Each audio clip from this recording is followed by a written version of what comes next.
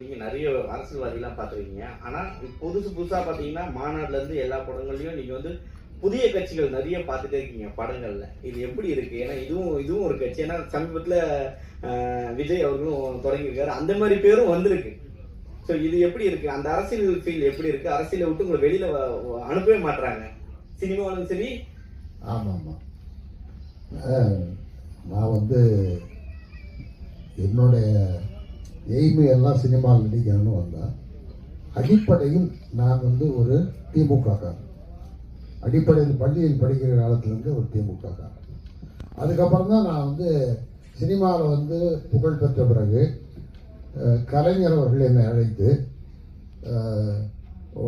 நடிகர் திறன் சிவாஜிக்கு பிறகு லட்சிய நடிகர் எஸ்எஸ்ஆருக்கு பிறகு நல்ல தமிழ் பேசுகிற தமிழ் நடிகர் சினிமா உலகத்துக்கு கிடைச்சிருக்கிற நீ நடித்தால் தூக்கு மேடையில் நிறைய வசனங்கள் இருக்கு.